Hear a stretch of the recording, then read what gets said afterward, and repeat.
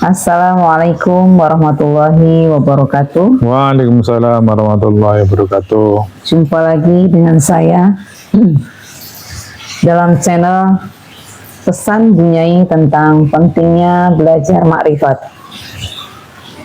Kali ini saya berkolaborasi dengan Mbah Munajat Karimullah yang ingin menyampaikan tentang Quran Qadim sejatinya adalah jati diri kita sendiri. Jadi Al-Quran itu tidak hanya dibaca, dihafalkan, dan tetapi lebih dari itu semua, bahwa sesungguhnya Al-Quran adalah jati diri kita sendiri. Saya ingin bertanya kepada Mbah Munajat untuk kejelasan ini, bagaimana mengaplikasikan Al-Quran Qadim ke dalam hidup kita, ke dalam jati diri kita,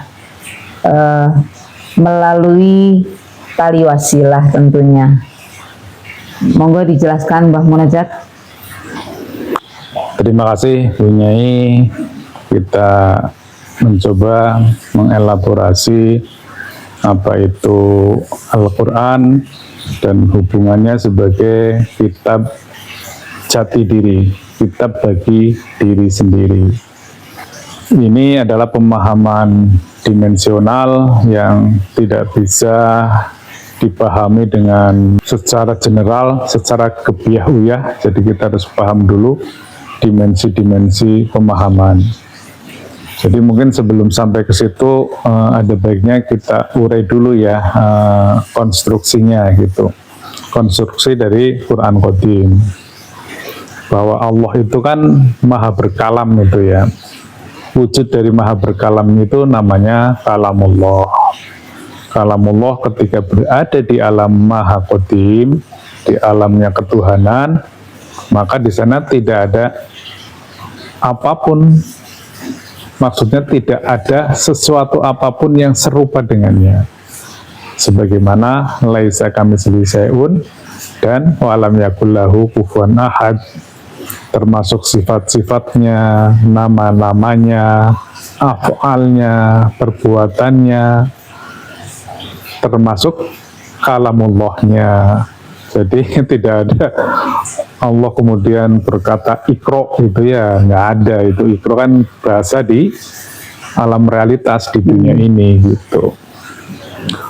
Jadi karena Allah ingin dikenal oleh makhluknya, maka diturunkan levelnya dari maha qadim ke level qadim.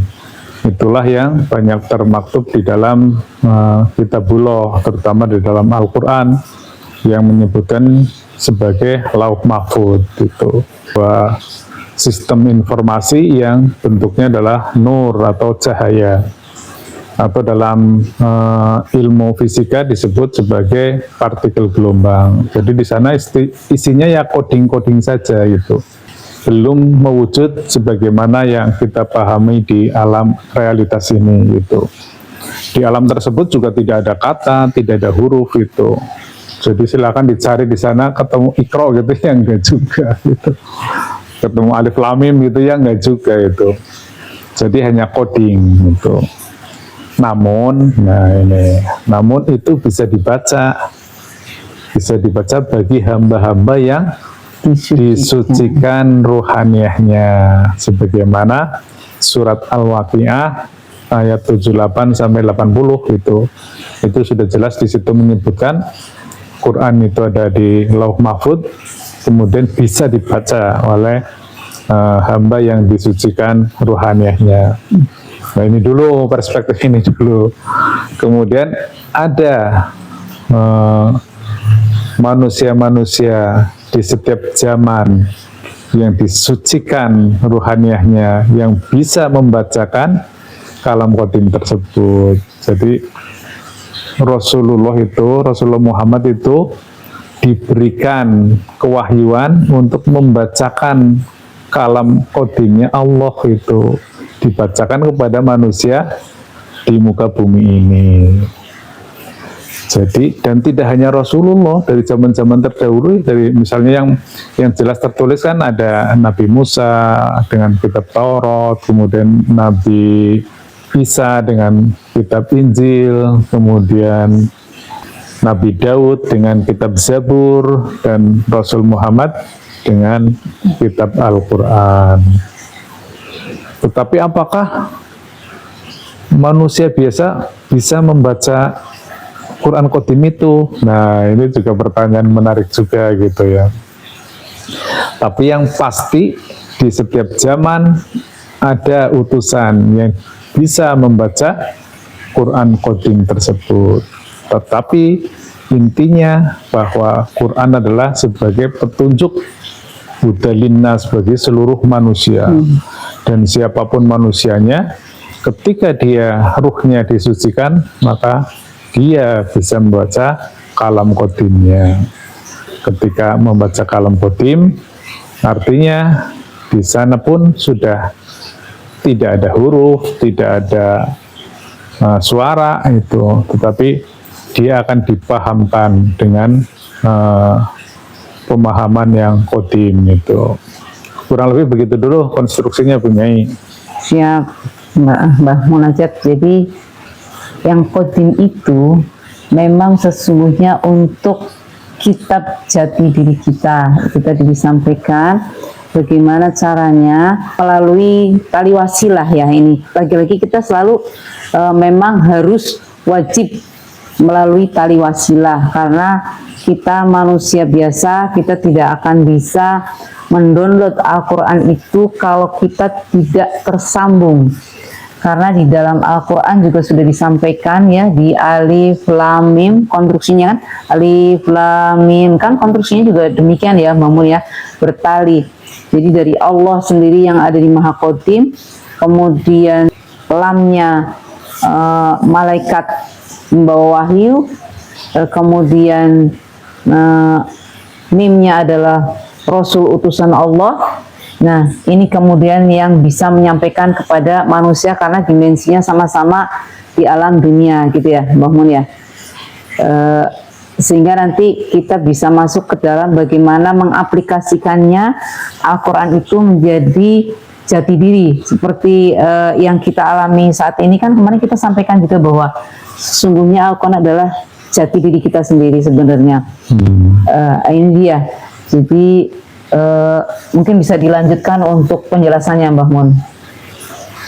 Iya, jadi begini Bu Nyai, sekali lagi ini pemahaman-pemahaman dimensional.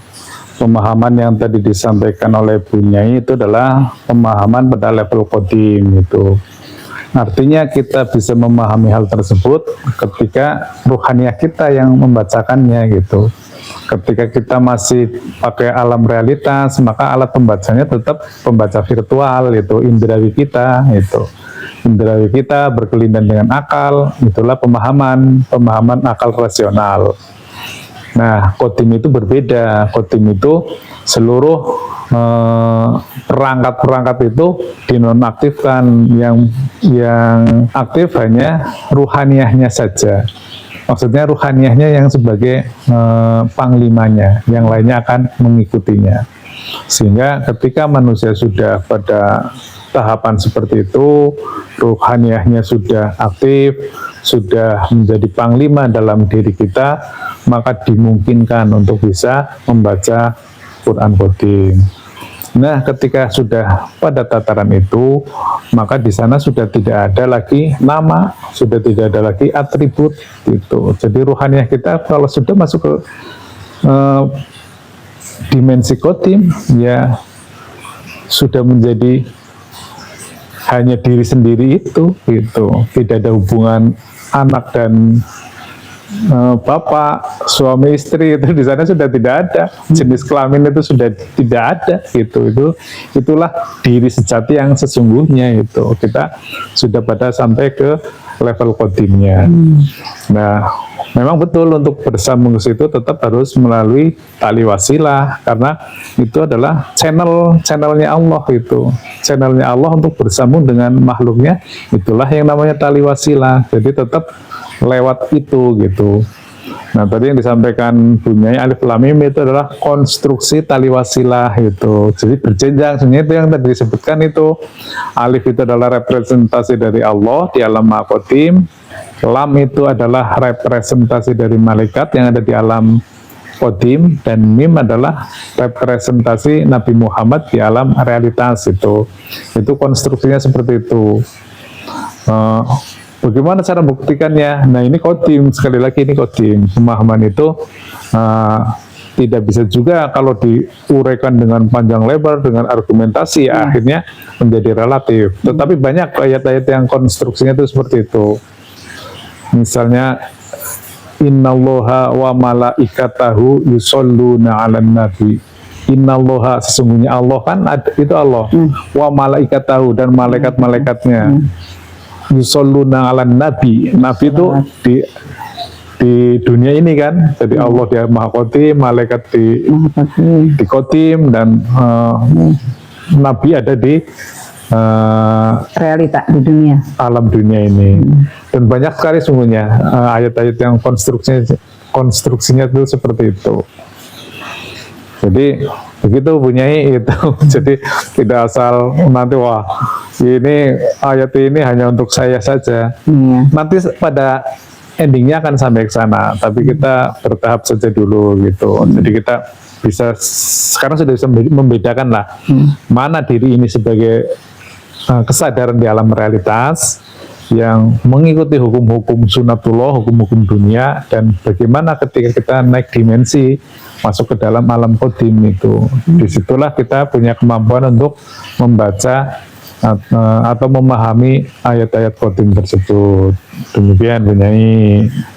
Ya, siap Mbah Munajat. Jadi memang di Al-Quran ini, di Al-Quran Mushaf yang kita baca, memang banyak kias-kias yang kita memang tidak bisa serta-merta memahami itu. Apalagi kita kalau memahami Al-Quran yang kita baca adalah Al-Quran Mushaf, kemudian kita itu untuk jati diri Al-Quran itu sebagai laku, ini adalah dua dimensi yang berbeda. Jadi cara memahaminya juga berbeda. Kalau Al-Quran Mushaf, memang kita dengan panca indera kita, dengan akal kita yang bisa dipelajari dan mudah sekali untuk bagaimana kita belajar. Karena panca indera kita dan akal kita bisa melihat, bisa meraba, bisa bisa mendengarkan gitu ya. Tapi beda dengan dengan Al-Quran Qadim yang memang harus pakai channel atau tadi tali wasilah yang konstruksinya juga sudah dijelaskan di dalam surat Al-Baqarah ayat 1, yaitu alif lam mim. Itu tadi yang disampaikan oleh Mbah Munajat. Ini adalah dimensi qadim. Jadi kalau kita bicara dimensi qadim dengan ilmu tasawuf atau tarikat menuju hakikat dan ma'rifat, ini memang ilmu yang kita tidak bisa sampaikan serta-merta demikian, tapi memang ini bukan teori, ini harus praktek. Ketika kita mempraktekkan, maka kita pelan-pelan kita paham, ternyata Quran yang selama ini saya baca hanya dibaca saja, tidak berarti apapun. Tapi ketika Al-Quran Qadim dengan bimbingan guru rohani, itulah yang kita bisa menerjemahkan sejatinya Al-Quran itu adalah laku dari diri kita. Saya kira itu ya Mbak Munajat yang bisa kita sampaikan pada malam hari ini. Mungkin sedikit tambahan dari untuk mempertegas itu ya. Siap. Jadi ketika Rasulullah itu mendapatkan wahyu itu kan ada prosesi yang lama ya, yang 6-7 tahun berkholwat di Gua Hiro gitu, sampai ruhaniyahnya bersih, kemudian Allah berkenan untuk mengizinkan Rasul bisa membacakan ayat-ayat yang ada di Lauh Mahfud itu. Nah, jadi di tarekat kami ini kita sebenarnya mengikuti polanya Rasulullah itu, Bunyai itu. Jadi kalau Rasulullah bisa membaca qadimnya, ya kita kalau ikut ya bisa belajar gitu. Bahkan lebih dasar lagi kalau Rasulullah pernah Isra Mi'raj, Nah, kita harus mi'raj. ya mi'raj juga gitu, karena as-sholatu mi'rajul mu'minin. Jadi ikuti cara dan polanya gitu ya, jangan ikutin kemudian begitu sudah menjadi mewujud menjadi huruf, kemudian dicetak hanya dibaca saja dan dieksplorasi di situ, itu sudah nggak ada nurnya, sudah nggak ada partikel gelombangnya, getarannya itu sudah nggak ada karena cetakan mesin gitu. Beda dengan kodimnya yang ada di alam ruhani itu punya, saya kira tambahannya. Siap, ini sesungguhnya yang kita ingin gali dan kita ingin sampaikan bahwa kita sebenarnya bukan ingin sampaikan sebenarnya bahwa memang kita itu diperintahkan untuk menyampaikan dari guru kami supaya ini terinformasikan bahwa sesungguhnya Quran Mushaf itu tidak hanya untuk dibaca, tapi bagaimana laku kita bisa sampai ke sana, bisa sampai seperti yang di Al-Quran Mushaf itu, tapi kita laku. Seperti tadi disampaikan Bang Munajat bahwa kita itu ikut jalannya Rasul-Rasul terdahulu.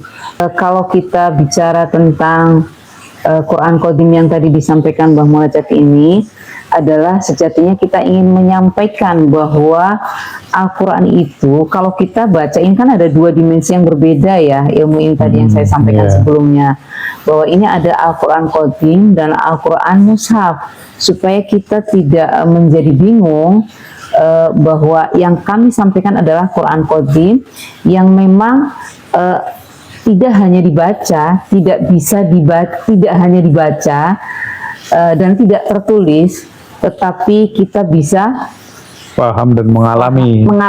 Kita bisa mengalami. Artinya ini Quran jati diri yang tadi kami sampaikan gitu. Jadi bukanlah Quran Mushaf yang kita bisa membaca tulisannya, kita bisa pelajari dengan akal dan panca indera kita. Dan bisa milih-milih kalau Quran Mushaf punya. Wah, kita mau baca surat apa, kita ngapain apa, itu preferensi diri kita tuh ini juga berinteraksi itu. Kalau Qadim itu enggak, kita dikasih aja sedikasihnya yang punya gitu. Iya, jadi sangat indah sesungguhnya Al-Quran itu luar biasa, kalamullah yang memberikan petunjuk pada kita semesta alam. Pada kita semesta alam di dunia ini, petunjuknya Al-Quran tadi. Nah itu mungkin jadi pas punya, jadi Quran itu sebagai petunjuk diri itu ya. Karena datangnya juga kita tidak minta, dan itu disesuaikan dengan kapasitas kita, kebutuhan kita gitu. Jadi misalnya kitab saya dengan kitab Bunyai ya berbeda. Ayat-ayatnya beda ya. Sumbernya sama, dan itu juga ada di Al-Quran. Itu kalau dilihat di Mushaf juga ada itu. Tetapi yang datang ke saya, pemahaman ke saya itu beda dengan yang Bunyai. Bahkan untuk ayat yang sama ya Bunyai bisa berbeda itu. Kurang lebih seperti itu mungkin, biar bahwa memang benar-benar bahwa Quran Qadim itu adalah Quran bagi diri sendiri gitu. Dan petunjuk bagi seluruh alam semesta. Itu betul-betul itu betul-betul nyata. Jadi kami juga sangat ingin berbagi bagaimana pengalaman kami tentang laku pemahaman di Al-Quran itu tadi. Jadi mudah-mudahan apa yang kami sampaikan pada malam hari ini memberikan pencerahan dan manfaat buat kita semua yang ingin belajar tentang Quran Qadim. Saya kira itu yang bisa kami sampaikan. Akhir kata, mohon maaf bila banyak hal yang kurang berkenan. Ilahi anta maksudi wa ridhoka matlubi. Wassalamualaikum warahmatullahi wabarakatuh.